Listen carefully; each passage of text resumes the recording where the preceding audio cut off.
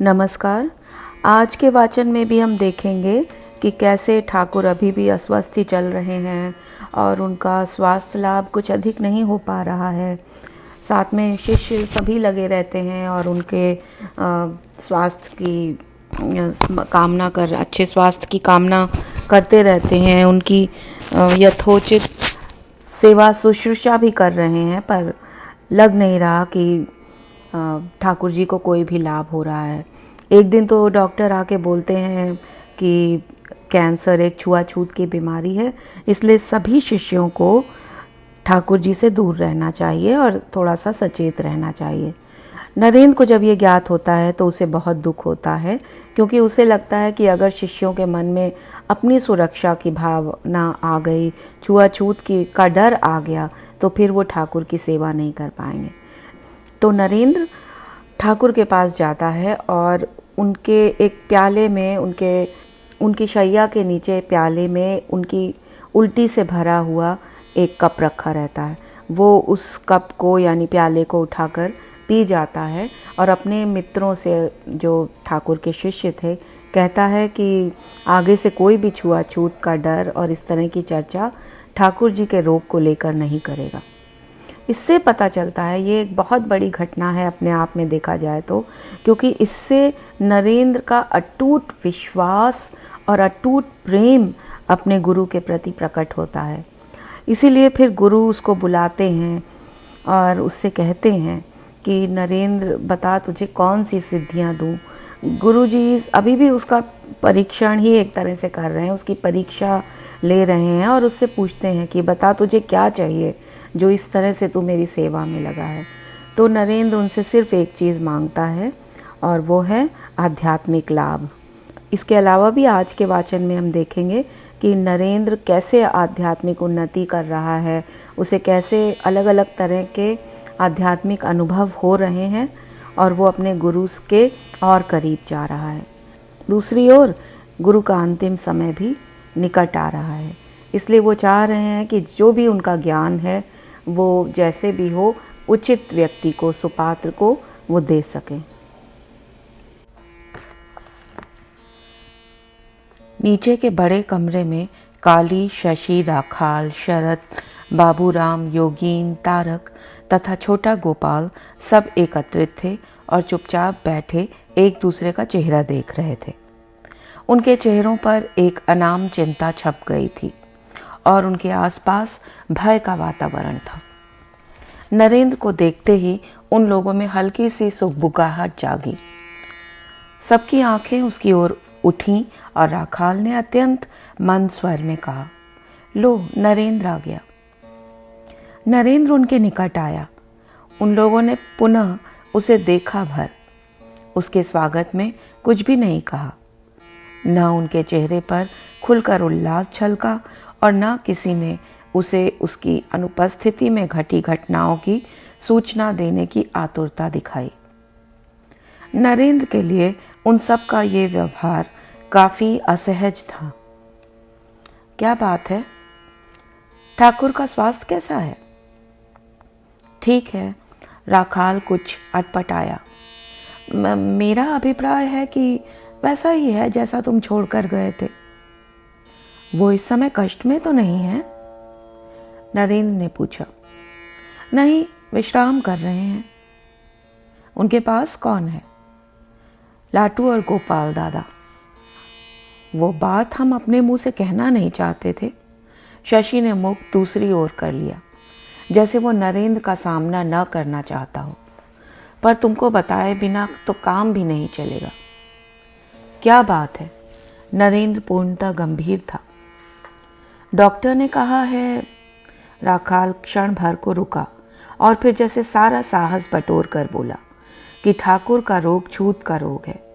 उनकी सेवा करने वालों को भी ये रोग हो सकता है, इसलिए हम सबको सावधान रहना चाहिए। नरेंद्र स्तब्ध अवाक बैठा रह गया। ये सब कैसे कह दिया डॉक्टर महेंद्र लाल सरकार ने? डॉक्टर के रूप में उन्हें जानना चाहिए कि कैंसर छूत का रोग नहीं है। यदि वो इतना भी नहीं जानते तो वो डॉक्टर कैसे हैं? उसका आवेश जैसे उसके सर पर चढ़ गया। इच्छा हुई वो चिल्लाकर कहे, डॉक्टर सरकार या तो अज्ञानी है या मिथ्यावादी। कैंसर छूत का रोग नहीं है। ठाकुर के निकट संपर्क से, उनकी सेवा करने से अथवा किसी भी अन्य प्रकार से किसी की कोई हानि नहीं हो सकती। ये मूर्ख क्या इतना भी नहीं समझते कि ठाकुर जैसे मनुष्य दूसरों का रोग, शोक, पीड़ा स्वयं ग्रहण कर लेते हैं? अपनी पीड़ा वो किसी को नहीं देते। वो अन्य जनों की पीड़ा हरने के लिए संसार में आते हैं, किसी को पीड़ित करने के लिए नहीं। किंतु नरेंद्र के मुंह से वाणी नहीं फूटी। यदि वो ये सिद्ध करने का प्रयत्न करता है कि ठाकुर का रोग छूत का रोग नहीं है, इसलिए उनके शिष्यों को उनकी सेवा करते हुए डरना नहीं चाहिए, तो क्या इसका अर्थ ये नहीं होगा कि यदि ठाकुर का रोग छूत का रोग हो तो उन्हें ठाकुर से दूर रहना चाहिए? ठाकुर के प्रति उन लोगों का स्नेह, प्रेम और भक्ति क्या अभी तक है, जब तक उन लोगों को उनसे कोई भय नहीं है, क्षति की आशंका नहीं है? अपने गुरु के प्रति ये कैसा प्रेम हुआ? तो क्या कहे नरेंद्र? कहने के साथ तो जोखिम जुड़े ही हुए हैं ना वो ये कह सकता है कि सेवा करने वालों के लिए कोई संकट नहीं है, इसलिए सेवा की जाए, ना वो ये कह सकता है कि संकट है तो भी वो ठाकुर की सेवा करें। मित्रों को आशा थी कि उनकी बात सुनकर नरेंद्र तड़प कर कुछ कहेगा, इस सूचना का खंडन या मंडन करे, उन्हें डांटे या उनसे प्रार्थना करे। किंतु नरेंद्र उनमें उत्साह और कर्मण्यता तो भरेगा ही, उन्हें सांत्वना देगा, साहस बंधाएगा, उनका कर्म और उल्लास लौटाएगा। किंतु नरेंद्र तो उनके सामने स्तब्ध बैठा था, मौन, मूक, सहसा नरेंद्र के प्राण जैसे किसी निद्रा से जागे। आओ मेरे साथ। कहाँ? जैसे सबने ही अनायास एक साथ पूछ लिया। जहां मैं ले जाऊं। नरेंद्र लीला पूर्वक हंसा। इसका क्या अर्थ है? काली ने पूछा। इसका अर्थ है मेरे प्रति अपने विश्वास और प्रेम का प्रमाण दो। नरेंद्र हंसा। मेरा विश्वास करो, संसार का कोई चिकित्सक अपने संशय में भी नहीं कह सकता कि मुझे छूत का रोग है। तुम हम पर व्यंग कर रहे हो? शशि तड़प कर बोला। तुम समझते हो कि एक तुम ही ठाकुर से प्रेम करते हो? कौन कह रहा है कि मैं ठाकुर से प्रेम करता हूं? मैं तो कह रहा हूं कि तुम लोग मुझसे प्रेम करते हो, अतः मुझ पर विश्वास करो। नरेंद्र बोला। प्रश्न ठाकुर के प्रति मेरे प्रेम का नहीं, मेरे प्रति तुम्हारे प्रेम का है। नरेंद्र चल पड़ा। अन्य सब लोग अपने स्थान पर ही खड़े रह गए। जाने नरेंद्र कहाँ जा रहा है और क्या करना चाहता है। पर ना तो नरेंद्र रुका और ना ही उसने पलट कर देखा कि कोई उसके साथ आ रहा है या नहीं। ऊपर पहुंचकर नरेंद्र ठाकुर के कमरे की ओर चल पड़ा। उसने अब भी पीछे मुड़कर नहीं देखा था, किंतु उसका यदि थोड़ा भी ध्यान अपने मित्रों की ओर था तो वो उनके पगों की आहट को सुन सकता था। वो लोग उसके पीछे पीछे आ रहे थे। वो जानता था कि लोग उसका साथ नहीं छोड़ सकते। ठाकुर अपने कमरे के किवाड़ खुले हुए रखते थे। नरेंद्र ने द्वार पर रुककर झांक कर भीतर देखा। ठाकुर शायद दोपहर का भोजन कर विश्राम कर रहे थे। वो सीधे लेटे हुए थे और उनकी आंखें मुंदी हुई थी। उनके अधरों पर ऐसी मुस्कान थी जैसे कोई छोटा बच्चा दूसरों को छकाने के लिए आंखें मूंद सोने का अभिनय भी कर रहा हो और अपनी मुस्कान से अपने अभिनय का भ्रम भी तोड़ रहा हो। लाटू एक और दीवार के पास आसन बिछाए ध्यान की मुद्रा में बैठा था, किंतु उसकी आंखें मुंदी हुई नहीं थी। वो एकटक ठाकुर को निहार रहा था। नरेंद्र ने हाथ के संकेत से उसे बाहर बुलाया। लाटू निशब्द उठा और दबे पांव आकर उनके पास खड़ा हो गया। उसकी आंखें नरेंद्र की ओर झुकी। क्या है? ठाकुर ने कुछ खाया? नरेंद्र ने पूछा। हाँ खाया। पर क्या खाया? श्री माँ ने इतने जतन से लपसी जैसी नमकीन दलिया बनाया था ताकि ठाकुर यदि खा ना सकें तो सटक ही लें, पर वो तो खाते क्या चबाते क्या, सटक भी नहीं सके। अरे खाया कि नहीं ये बता। खाने लगे तो कंठ में जैसे कुछ जाई अटका, खांसी उठी और कौन जाने क्या भीतर गया क्या बाहर आया। लाटू बोला। हमें तो ऐसा लगा कि कंठ के नीचे कम गया, कंठ के ऊपर ही अधिक आया। उल्टी हो गई? नरेंद्र ने पूछा। नहीं, उल्टी काहे हुई? लाटू बोला। बस उच्च हो ही गया। देख दर्शन मत झाड़, नरेंद्र बोला। ठीक से पता उन्होंने खाया कि नहीं? हम जो देखे सो बता दिया, लाटू बोला। अब इसको खाना कहेंगे कि नहीं आप जानो। तेरे हिसाब से ठाकुर ने कुछ नहीं खाया? नरेंद्र फिर बोला। वो कैसे सो रहे हैं? अब ये तो महाराज ही जाने, लाटू बोला। हमसे बोले कि विश्राम करेंगे। लाटू ने रुककर ठाकुर के पलंग के नीचे पड़े एक प्याले की ओर तर्जनी उठाई। वो देखो प्याला पड़ा है, उसमें जो कुछ है उससे पता चल जाएगा कि कितना खाए और कितना उगले। नरेंद्र ने अपने मित्रों पर एक दृष्टि डाली। वो सब उसके अत्यंत निकट थे और लाटू की बात पूरे ध्यान से सुन रहे थे। ला तो वो प्याला दे, नरेंद्र ने लाटू से कहा। देखे महाराज ने क्या खाया और क्या उगला। लाटू दबे पांव कमरे में गया और वो प्याला उठा लाया। ठाकुर ने इस बीच न आंखें खोली थी न करवट बदली थी। नरेंद्र ने लाटू से वो प्याला ले लिया, क्षण भर प्याले को देखता गया और लाटू से पूछा।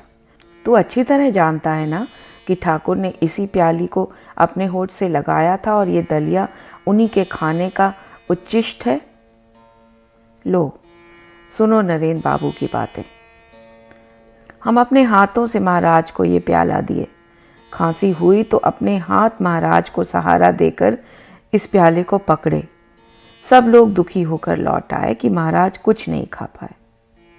अच्छा ठीक है, इससे पहले कि कोई कल्पना भी कर सकता कि नरेंद्र क्या करने जा रहा है, नरेंद्र ने वो प्याला अपने होठों से लगा लिया और जैसे एक ही घूंट में सारा का सारा दलिया सटक गया। राखाल का हाथ उठा किंतु वो नरेंद्र की कलाई थाम नहीं पाया। शशि के होंठ हिले किंतु उससे शब्द नहीं फूटे। काली का पग उठा किंतु वो आगे नहीं बढ़ा। नरेंद्र ने प्याला लाटू के हाथ में पकड़ाया और अपने मित्रों से मुड़कर कहा, अब हम में ठाकुर के रोग की छुआछूत की कोई चर्चा नहीं करेगा। ये नरेंद्र ने क्या किया? काली ने धीरे से कहा। उसने हमें ठाकुर के प्रति निष्ठा का पाठ पढ़ाया है। शशि धीरे से बोला। हम दुर्बल पड़ रहे थे, उसने हमें बल दिया है। अहित नहीं होगा, ठाकुर से हमारा कोई अहित नहीं होगा।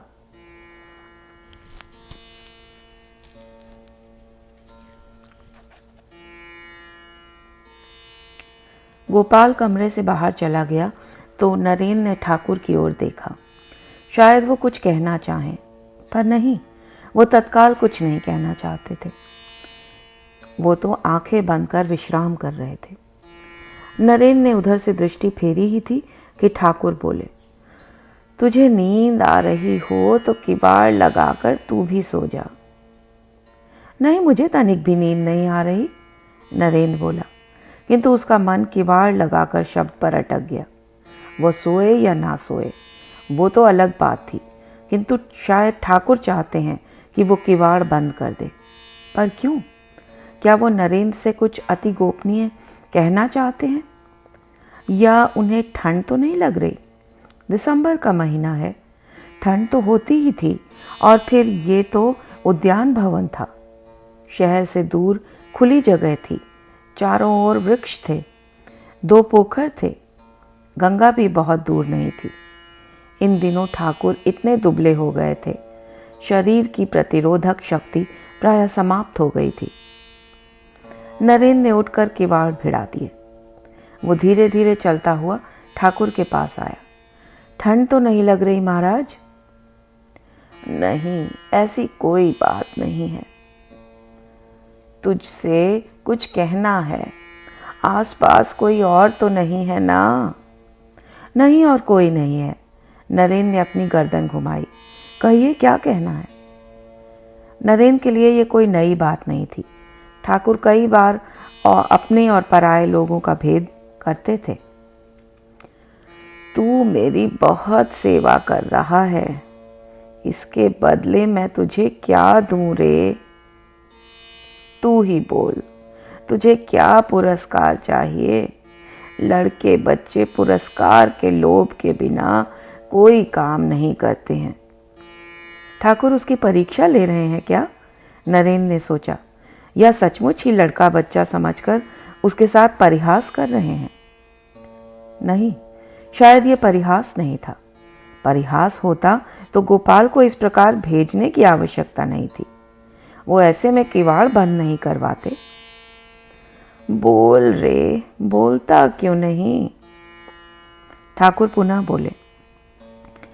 नरेंद्र हंस पड़ा।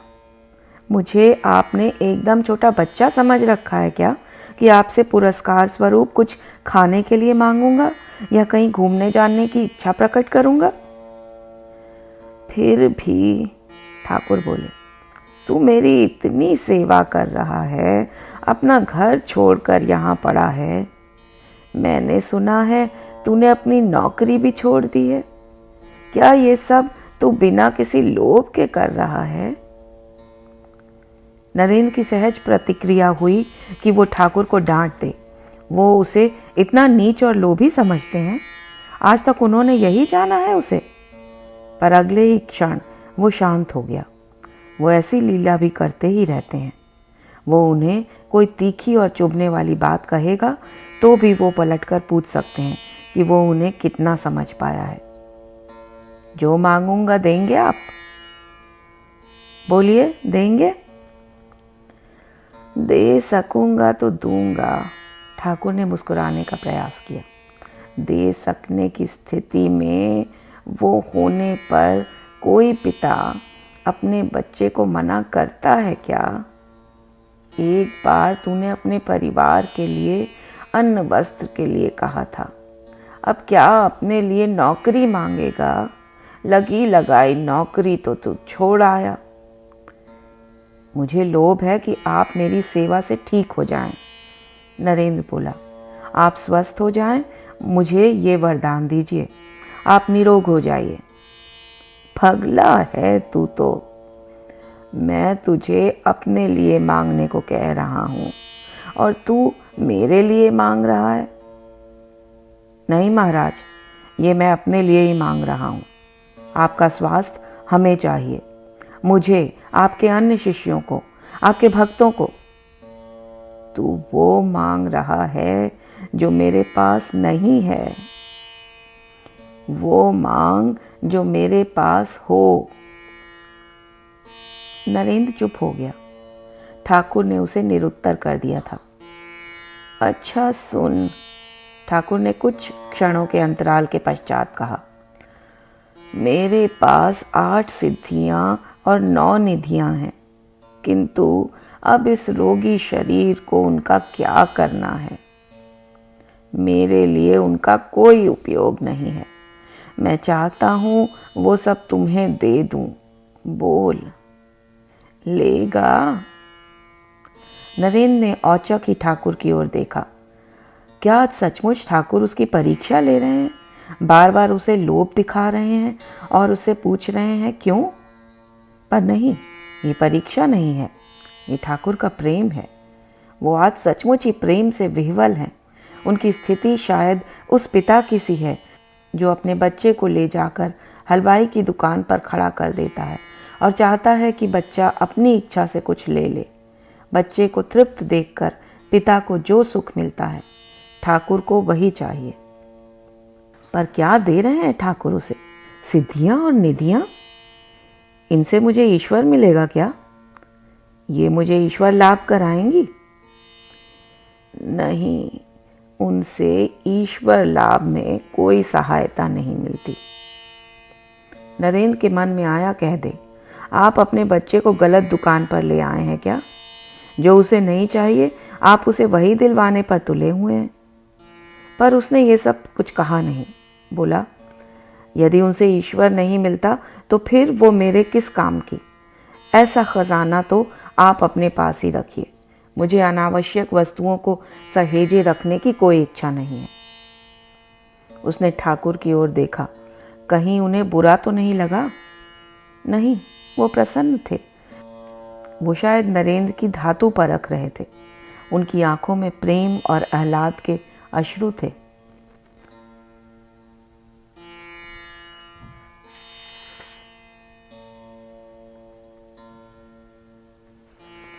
ठाकुर न केवल कुछ स्वस्थ लग रहे थे, वरन उनका चित्त भी हल्का था। उनकी गतिविधि कुछ सामान्य सी हो गई थी और वार्तालाप में चपलता लौट आई थी। मुझे खड़ा कर, ठाकुर ने बाबूराम से कहा। बाबूराम ने आगे बढ़कर उनका हाथ थामा। खड़े होकर क्या करेंगे महाराज? बगीचे में टहलूंगा, ठाकुर बोले। कहने को रखा है उद्यान भवन में और लाकर टांग दिया है ऊपर के कमरे में। बाबूराम सोच में पड़ गया। ऐसा करना उचित भी होगा या नहीं? कहीं ऐसा ना हो कि इससे उनका कष्ट बढ़ जाए। आप टहल सकेंगे? अब तक चुपचाप खड़े निरंजन ने कहा। सीढ़ियां उतरने में भी कष्ट होगा महाराज। तू डॉक्टर है? तू कोई डॉक्टर है? ठाकुर ने बच्चों के समान झगड़ने का अभिनय किया। तू नहीं उठाता तो ना सही, मैं तो स्वयं ही खड़ा हो जाता हूं। और ठाकुर सचमुच उठकर खड़े हो गए। बाबूराम, निरंजन और राखाल ने सुखद आश्चर्य से एक दूसरे की ओर देखा। ठाकुर सचमुच आज कुछ स्वस्थ लग रहे थे। सीढ़ियों पर सहारा दें या आप अपने से उतर जाइएगा? राखाल ने पूछा, किंतु उसने ठाकुर के उत्तर की प्रतीक्षा नहीं की। आगे बढ़कर उसने एक ओर से ठाकुर की बांह थाम ली और दूसरी ओर से थामने के लिए निरंजन को संकेत किया। ठाकुर ने सीढ़ियां उतरनी आरंभ की तो राखाल और निरंजन दोनों ने ही अनुभव किया कि ठाकुर को सहारे की आवश्यकता नहीं थी। वो अपनी टांगों पर अपने ही सहारे से चल सकते थे। थोड़ी ही देर में सब तक खबर पहुंच गई। ठाकुर पहले की तुलना में काफ़ी स्वस्थ थे और बगीचे की सैर करने के लिए नीचे उतरे थे। नरेंद्र, शरत, शशि, गोपाल सब लोग बाहर निकल आए। यहाँ आकर तुम लोग गंगा स्नान भी करते हो या पोखर में ही नहाते हो? ठाकुर ने शरत से पूछा। शील महाशय के उस उद्यान से होकर गंगा बहती है, शरत बोला।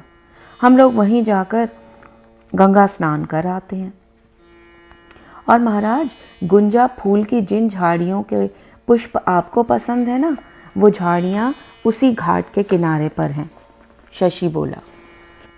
हम वहीं से तोड़कर वो फूल आपके लिए लाते हैं। नरेंद्र झाऊ वृक्षों से ढके हुए उस पथ से जाकर बसाक बंधुओं के सुनसान उद्यान भवन में गंगा तट पर बैठता है। छोटा गोपाल बोला। मैं भी एक बार उसके साथ गया था। अपूर्व पथ है वो, और तट भी बहुत सुंदर है। यहाँ देखने को तो बहुत कुछ है।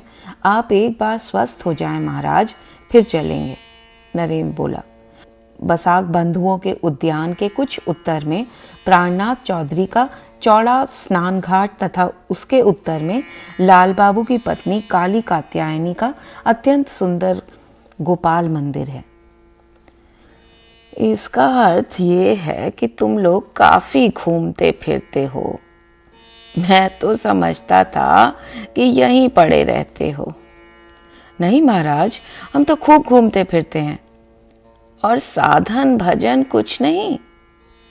नहीं, ऐसा तो नहीं है, काली बोला। नरेंद्र हमें ध्यान, भजन, अध्ययन, सद्वार्ता, शास्त्र चर्चा आदि में इस प्रकार लगाए रखते हैं कि परम आनंद की स्थिति बनी रहती है।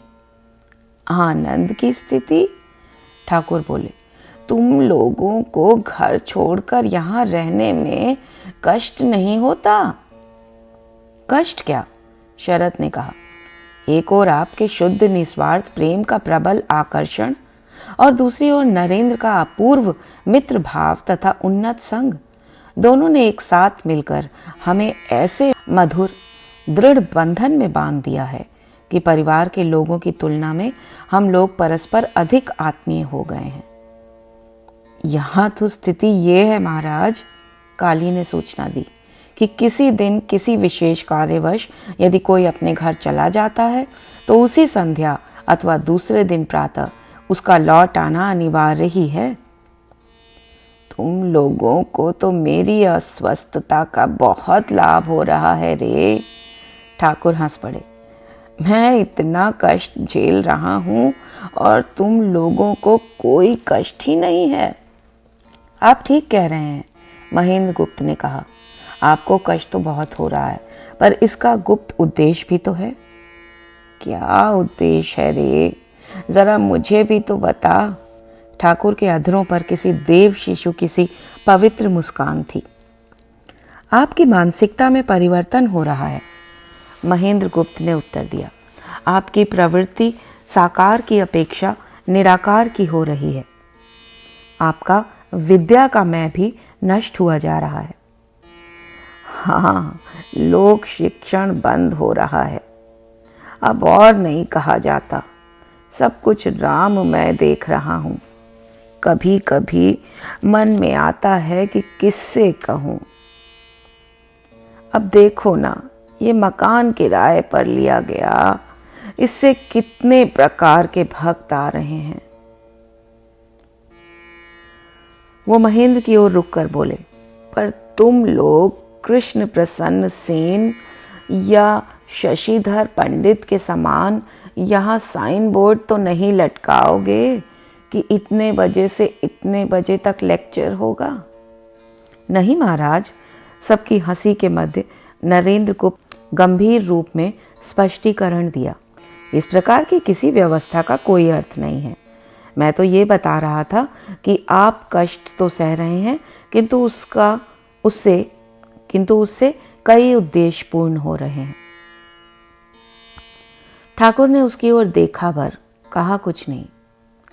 एक उद्देश्य और है भक्तों का चुनाव, महेंद्र ने पुनः कहा। 5 वर्षों तक तपस्या करके भी जो कुछ ना होता, वो इन्हीं कुछ दिनों में भक्तों को प्राप्त हो गया है। उनका प्रेम, उनकी भक्ति आषाढ़ की बाढ़ के समान बढ़ती जा रही है। ठाकुर ने जैसे कौतुक का भाव त्याग दिया, सहज स्वीकृति के रूप में बोले, तुमने जो भक्तों को चुनने की बात कही है वो ठीक है। इस बीमारी में ये समझ में आ रहा है कि कौन अंतरंग है और कौन बहिरंग। जो लोग संसार को छोड़कर यहाँ पर हैं वो अंतरंग हैं, और जो लोग एक बार आकर केवल पूछ जाते हैं कैसे हैं आप महाशय, वो बहिरंग हैं। वो फिर खड़े हो गए। भवनाथ को तुमने देखा नहीं? श्याम पुकुर में दूल्हा सा सज कर आया और बोला, कैसे हैं आप? बस तब से फिर इधर झांकने भी नहीं आया। नरेंद्र के कारण ही मैं उसका इतना ख्याल करता हूँ, परंतु अब उस पर मेरा मन नहीं है। महेंद्र गुप्त से जैसे और सुना ही नहीं गया। कितने स्पष्ट रूप से कह रहे हैं ठाकुर कि जो संसार को छोड़कर यहाँ रह रहे हैं वो ही अंतरंग है, और महेंद्र गुप्त, रामचंद्र दत्त, सुरेंद्रनाथ मित्र, गिरीश चंद्र घोष, बलराम बसु सब बहिरंगी। जब वो आत्मलीनता से उभरा तो देखा कि वो लोग बगीचे का चक्कर लगाकर लौट आए हैं। ठाकुर भवन में प्रवेश कर रहे हैं और राखाल कह रहा है, प्रतिदिन ऐसा कर सकने पर आप स्वस्थ और सबल होंगे। ठाकुर ने कुछ नहीं कहा, बस हल्का सा मुस्कुरा दिए।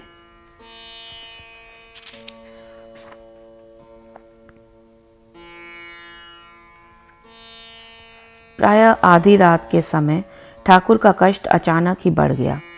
उन्होंने आंखें खोलकर कुछ व्याकुलता से इधर उधर देखा। क्या बात है महाराज? नरेंद्र ने स्नेहपूर्वक उनके कंधे पर हाथ रखा। नींद नहीं आ रही है क्या? वेदना है रे, कंठ में असह्य वेदना है, ठाकुर धीरे से बोले। जाने माँ क्या चाहती है? औषधि दूं? नरेंद्र ने पूछा। औषधि तो तू दे चुका ना, ठाकुर ने कहा। अब और कितनी बार औषधि देगा? वो तो नियमित दी जाने वाली औषधि थी महाराज, नरेंद्र ने उत्तर दिया। सहसा पीड़ा बढ़ जाने पर दी जाने वाली पृथक औषधि है। तो वही दे दे। जैसे रोग जगदम्बा की साया है, वैसे ही औषधि भी। देखें कि एक माया दूसरी माया को काटती है या नहीं। नरेंद्र ने शशि की ओर संकेत किया। औषधि निकाल। शशि औषधि ले आया। नरेंद्र ने उसे एक छोटी कटोरी में पानी में डालकर घोल तैयार किया। एक चम्मच में भरकर वो ठाकुर के मुंह के निकट ले आया। ये क्या है रे? महेंद्र लाल सरकार की औषधि तो छोटी छोटी मीठी गोलियों के रूप में होती है। हाँ महाराज, सामान्यतः तो छोटी छोटी मीठी गोलियां ही होती हैं, किंतु विपत काल में तत्काल पीड़ा कम करने के लिए ये औषधि पानी में घोलकर आधे आधे घंटे के पश्चात दी जाती है। तो तू सारी रात मुझे सोने नहीं देगा, दवा ही पिलाता रहेगा। यदि आपकी वेदना कम हो गई और आप सो गए तो क्यों दूंगा औषधि? तब मैं भी तान कर सो जाऊंगा। मुझे न जगाने का शौक है और न जागने का। ये तो नहीं कहोगे कि अभी 2 चम्मच बाकी है, इसे पीकर ही सोना? नहीं कहूँगा। यदि आप सो गए या आपने कह दिया कि अब औषधि की आवश्यकता नहीं है, तो शेष औषधि फेंक दूंगा। औषधि का पहला चम्मच देते ही लगा कि ठाकुर की वेदना कुछ कम हो गई। उनके चेहरे से पीड़ा का भाव कुछ पुछ सा गया। अधरों पर एक कोमल सी मुस्कान आ गई, किंतु नींद उन्हें तब भी नहीं आई और क्रमशः वेदना बढ़ने लगी। नरेंद्र ने पुनः औषधि दी, किंतु उसका तनिक भी लाभ होता दिखाई नहीं दिया। अब शशि ने नरेंद्र की ओर देखा। इस समय तो डॉक्टर को भी सूचना नहीं दी जा सकती। किसी प्रकार से इनकी वेदना कम हो जाती। जब राजेंद्र नाथ दत्त ने कहा था कि ठाकुर का उपचार करना चाहते हैं और उन्होंने एक औषधि भी खोज रखी है, तो उसका प्रयोग क्यों नहीं किया गया? शशि ने कुछ क्रोध से कहा।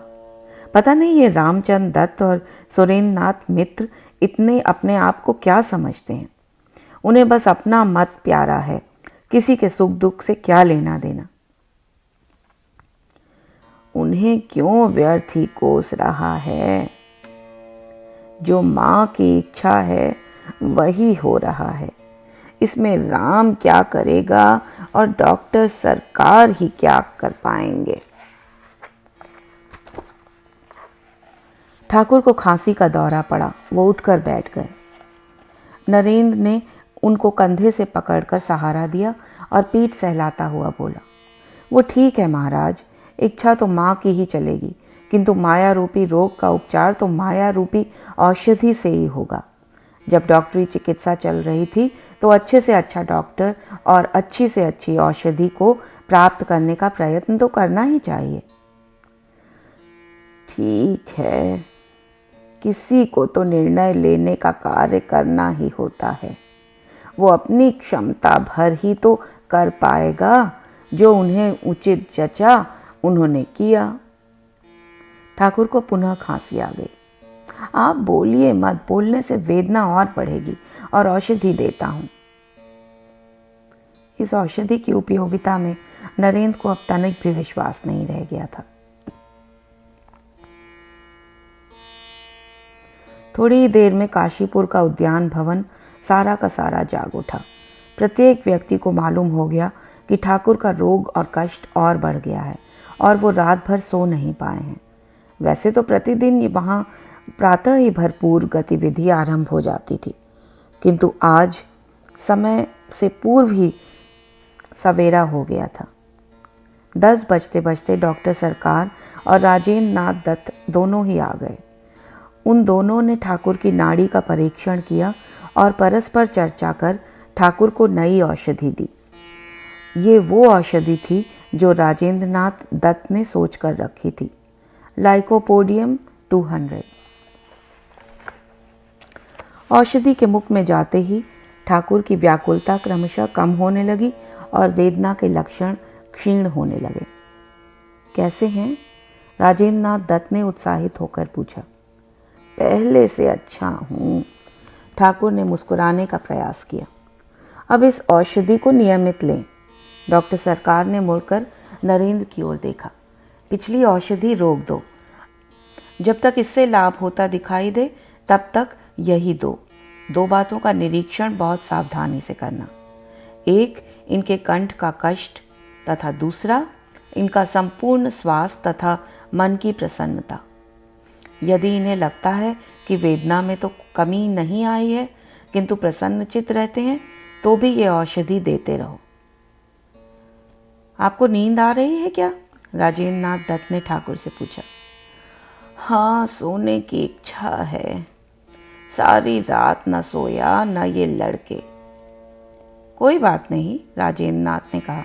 आप भोजन कर लंबी नींद लीजिए, रात की क्षतिपूर्ति हो जाएगी और जब आप निश्चिंत सोएंगे तो ये लड़के भी लंबी तानेंगे। डॉक्टर सरकार और राजेंद्र नाथ दत्त के विदा होने से पहले ही राम, गिरीश और उसका भाई अतुल कृष्ण आ गए थे। नरेंद्र को राहत मिली। वो और शशि रात भर के जगे थे। शेष लोगों को भी बहुत जल्दी जगा दिया था और जो कलकत्ता गए थे वो तो थके थे। जो उद्यान भवन में थे वो भी साधना भजन में लगे हुए थे। शायद नींद किसी की भी पूरी नहीं हुई थी। यदि ठाकुर की वेदना शांत हो जाए तो वो भोजन करके कुछ सो लें। ऐसे में अन्य लोग भी अपनी नींद पूरी कर लेंगे। ठाकुर की नींद तीसरे प्रहर के लगभग टूटी। मौसम ठंडा अवश्य था किंतु धूप इतनी निर्बल भी नहीं थी कि शीत का हरण न कर सके। तीसरे प्रहर का अलसाया सा वातावरण सुखद लग रहा था। श्री माँ समय से पथ्य बना लाईं और अपने हाथ से ठाकुर को खिला गईं। भोजन के बाद ठाकुर ने नींद की अच्छी झपक ली थी। ठाकुर ने आंखें खोलकर देखा। उनके कमरे में बैठे हुए गोपाल, महेंद्र और ठाकुर का अपना भतीजा रामलाल। राम और गिरीश आए थे, चले गए क्या? नहीं, वो लोग बाहर वहीं धूप में बैठे हैं। कमरे में शायद उन्हें ठंड लग रही थी। आप कैसे हैं? वेदना तो नहीं? नहीं, नीचे बगीचे में टहलूंगा, धूप में बैठूंगा। महेंद्र, रामलाल और गोपाल ने एक दूसरे की ओर देखा। क्या सचमुच ठाकुर इतने स्वस्थ हो गए हैं कि वो नीचे बगीचे में टहलने लायक हो जाएं? मैं राम या नरेंद्र को बुला लाऊं? रामलाल ने पूछा। नहीं, मैं स्वस्थ हूं रे, ठाकुर बोले। स्वयं चल सकता हूं। वो सचमुच उठ खड़े हुए। रामलाल, गोपाल दादा और महेंद्र गुप्त उनके अत्यंत निकट तो आ गए किंतु किसी ने ठाकुर को पकड़ा नहीं। वो कह रहे थे कि वो स्वस्थ हैं और चल सकते हैं। कह ही नहीं रहे थे, वो स्वयं चल भी पा रहे थे। ऐसे में उन्हें ना तो रोकने की आवश्यकता थी ना सहारे की।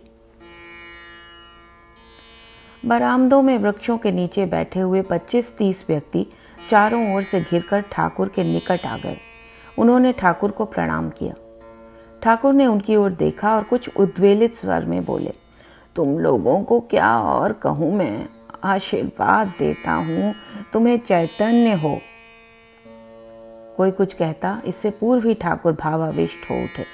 चारों ओर जैसे स्तब्धता से छा गई। ना किसी के पग बढ़े, ना किसी का कंठ फूटा। गिरीश को लगा आज कुछ अद्भुत घटित हुआ है। ठाकुर का व्यवहार भी कुछ अभूतपूर्व ही था। क्या ठाकुर ने सबको अपने सम्मोहन में बांध दिया था? और सहसा जैसे उनकी आत्मा चिल्ला उठी, राम कृष्ण देव की जय। उस जयकार में ऐसा कुछ था जो शेष लोगों के मन को भी छू गया और फिर जैसे जय जयकार की होड़ लग गई। लोग अपना आपा भूलकर जय जयकार करने लगे। ठाकुर के चरण छूने की जैसे स्पर्धा हो उठी कि कहीं वो दूसरों से पीछे ना छूट जाएं। ठाकुर की करुणा ने भी जैसे अपनी मर्यादा तोड़ दी थी। वो अपनी अर्धबाह्यावस्था में अपने सामने आए प्रत्येक व्यक्ति को स्पर्श कर रहे थे, जैसे दक्षिणेश्वर में वो किसी पर विशेष अनुग्रह करने के लिए छुआ करते थे। आज के समान पहले कभी नहीं हुआ था। ठाकुर आज कोई भेदभाव नहीं कर रहे थे। किसी की त्रुटि, अभाव अथवा असमर्थता का कोई विचार नहीं था। पापी तापी सब समान हो गए थे। जो उनके चरणों में गया, ठाकुर ने उसी के शरीर पर आशीर्वाद का हाथ रख दिया।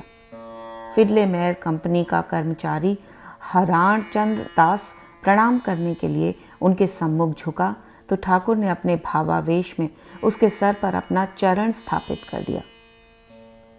बैकुंठनाथ उनके सम्मुख जा झुककर प्रणाम करते हुए बोला, महाराज मुझ पर कृपा कीजिए। ठाकुर अपने स्थान से हिले नहीं, वहीं खड़े खड़े बोले, तेरा तो सब कुछ हो गया है। बैकुंठनाथ जैसे कुछ समझ नहीं सका, बोला, जब आप कहते हो कि हो गया तो निश्चित ही हो गया, किंतु मैं उसे थोड़ा बहुत समझ भी सकूं, कुछ वैसा कीजिए ना। अच्छा, ठाकुर ने उसके वक्ष का स्पर्श किया। बैकुंठनाथ के हृदय में एक अपूर्व भावांतर उपस्थित हुआ।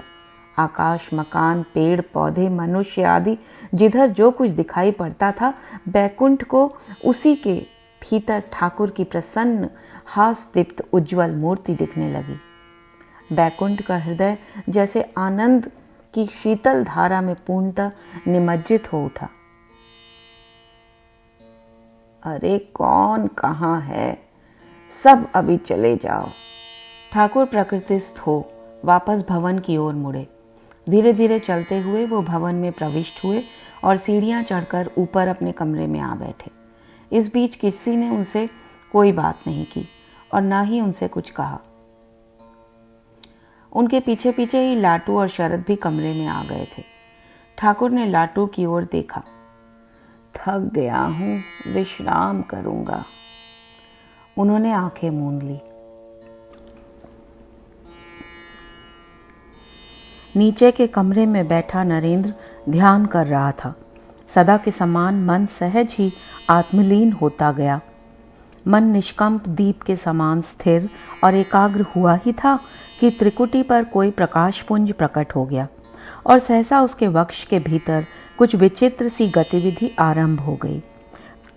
क्षण भर के लिए ध्यान विचलित हुआ और फिर से स्थिर हो गया।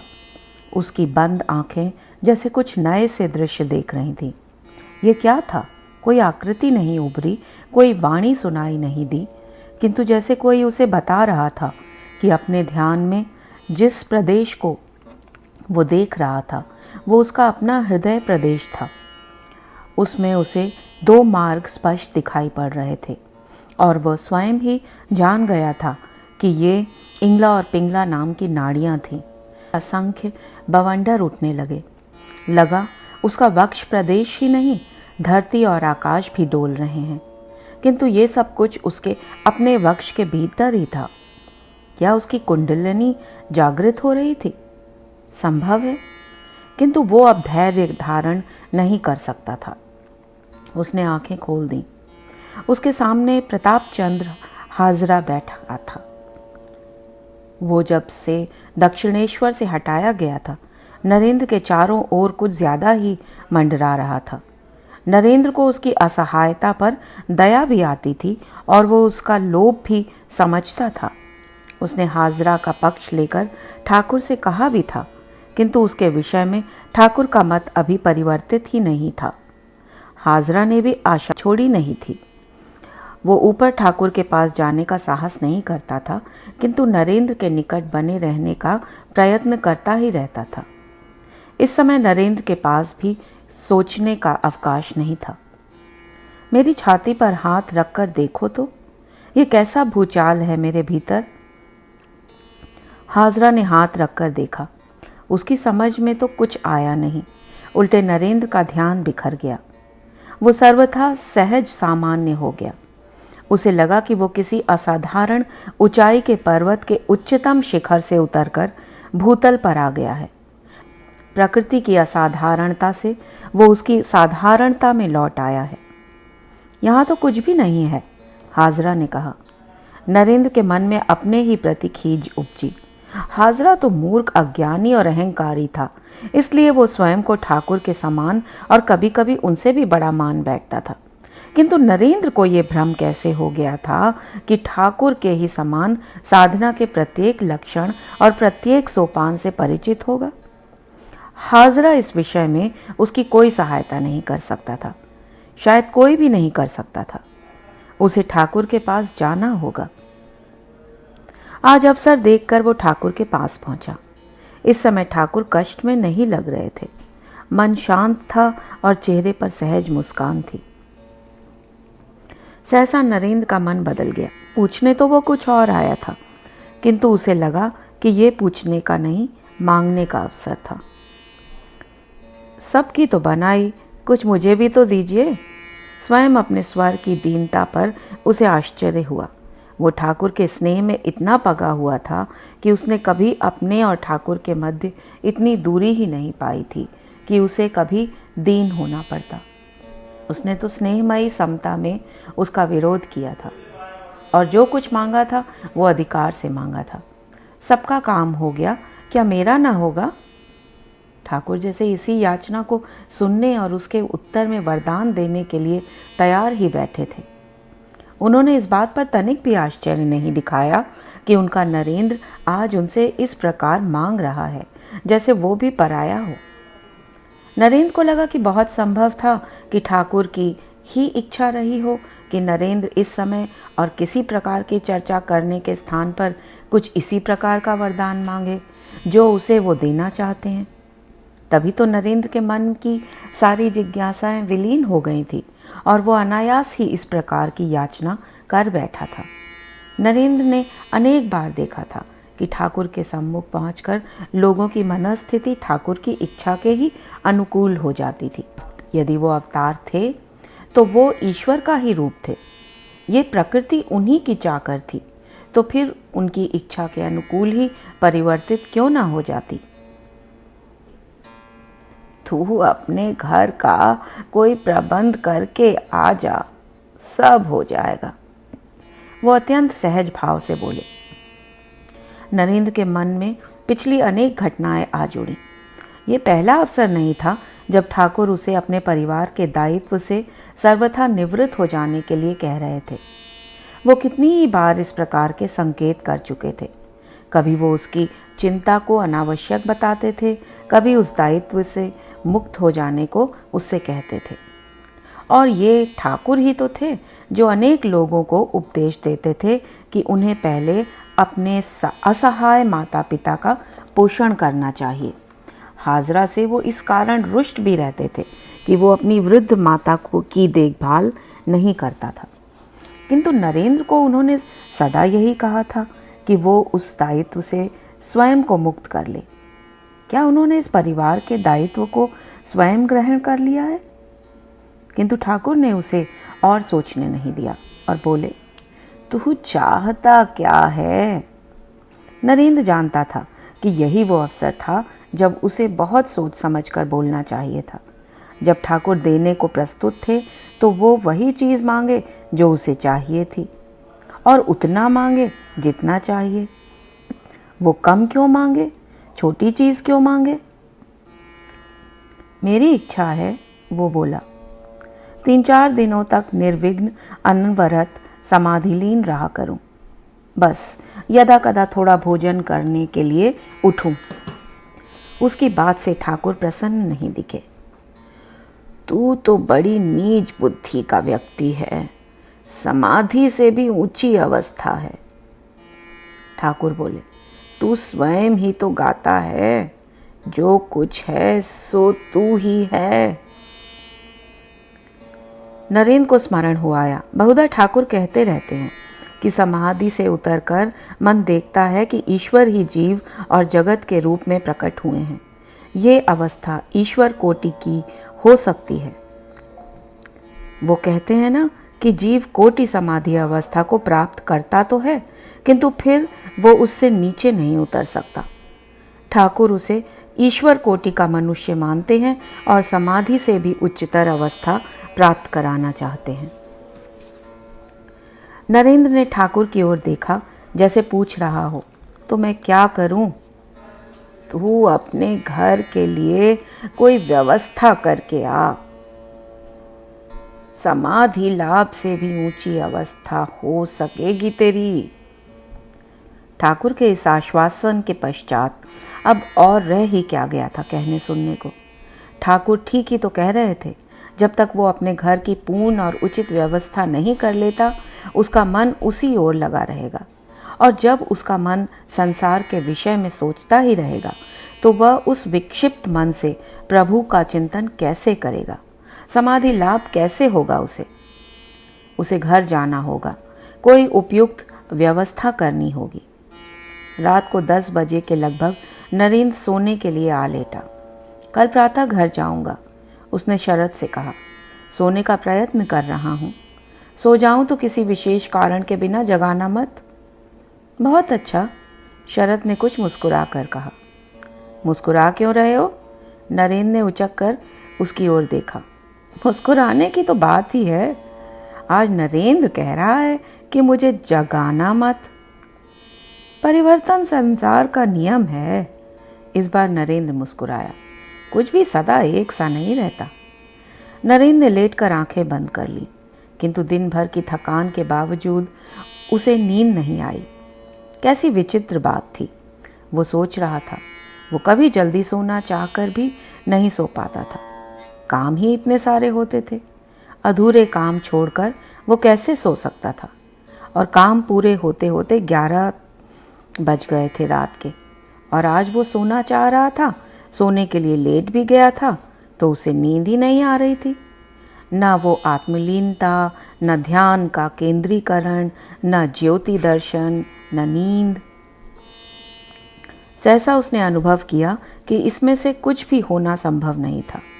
उसके मन में इतने प्रकार के विचार झंझावातों के समान विभिन्न दिशाओं की ओर उड़ रहे थे कि मन स्वस्थ ही नहीं हो पा रहा था। ऐसे में नींद कैसे आएगी? नरेंद्र बाहर आ गया। शरद और गोपाल भी उसके साथ आ गए। सहसा वो रुका। उसने मुड़कर बारी बारी शरद और गोपाल की ओर निमंत्रण भरी दृष्टि से देखा। निश्चित रूप से वो कुछ कहना चाहते थे। वो दोनों उसके निकट आ गए।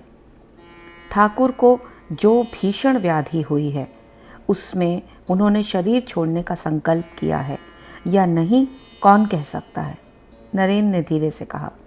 समय रहते उनकी सेवा और ध्यान भजन करके जहाँ तक हो सके आध्यात्मिक उन्नति कर लो, नहीं तो उनके चले जाने पर पश्चाताप की सीमा नहीं रहेगी।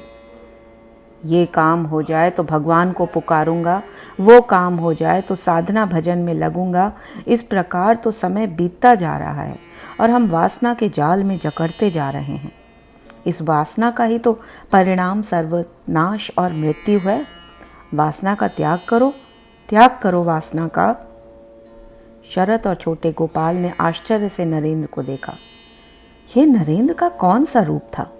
ठाकुर के शरीर छोड़ने की बात वो कैसे सहज रूप से कह रहा था, जैसे शुभ अशुभ का उसे कोई विचार ही ना हो। और आज वो त्याग की कैसी बात कर रहा है? जीवन में कांचन और कामिनी के त्याग की बात तो ठाकुर भी बहुधा करते ही रहते थे, किंतु नरेंद्र का ये आवेश, ये तो जैसे वासना के नहीं, संसार के ही संपूर्ण त्याग की बात कर रहा है। नरेंद्र का वैराग्यपूर्ण तथा ध्यान परायण मन जैसे बाहर की नीरवता की प्रतिक्रिया स्वरूप अपने भीतर ही उसकी उपलब्धि कर रहा है। भीतर कमरे में सोने का प्रयत्न करते हुए जो मन विक्षिप्त की भांति सहस्त्रों दिशाओं में उड़ता फिरता रहता था, वही इस समय जैसे समाधिस्थ होना चाहता था। नरेंद्र एक वृक्ष के नीचे आ बैठा। उसने लक्ष्य विशेष से चारों ओर दृष्टि घुमाई और फिर पेड़ से गिरे सूखे पत्तों और टूटी टहनियों को हाथ से बटोरकर एक स्थान पर एकत्र सा करता हुआ बोला, इसमें आग लगा दें। साधु लोग भी ऐसे समय में वृक्षों के नीचे धूनी जलाया करते हैं। शरत ने आश्चर्य से उचककर नरेंद्र की ओर देखा। क्या है इसके मन में? अभी तो ये वासना के त्याग की चर्चा कर रहा था, अब साधुओं के समान धूनी जलाने की बात कर रहा है। इसका वैराग्य क्या इतना प्रबल हो गया है? कहीं ये संन्यास ग्रहण करने की तो नहीं सोच रहा है? नरेंद्र, यदि ठंड से बचने के लिए पत्तों और टहनियों की आग जलानी थी तो अंदर कमरे में ही क्या बुरा था? छोटे गोपाल ने कुछ अटपटे ढंग से कहा। वैसे मुझे तो इतनी ठंड भी नहीं लग रही है। नरेंद्र ने गोपाल की बात की ओर ध्यान नहीं दिया। संभव है अपनी आत्मलीनता में उसने वो सब सुना ही ना हो, और यदि सुन भी लिया हो तो अपने चिंतन प्रवाह को बाधित न होने देने के विचार से उसकी बात का उत्तर देना भी आवश्यक ना समझा हो। वो जैसे अपने आप से ही कह रहा था, यहाँ हम भी सन्यासियों के ही समान धूनी जलाकर अंतर में छिपी वासनाओं को जला डालें। आग जल उठी। नरेंद्र, शरत और गोपाल अनायास ही आसपास के सूखे पत्ते और टहनियाँ बटोरकर उस आग में डालने लगे, किंतु ये खुले में ठंडी रात काटने के लिए जलाए गए अलाव में लकड़ियाँ डालने जैसा नहीं था।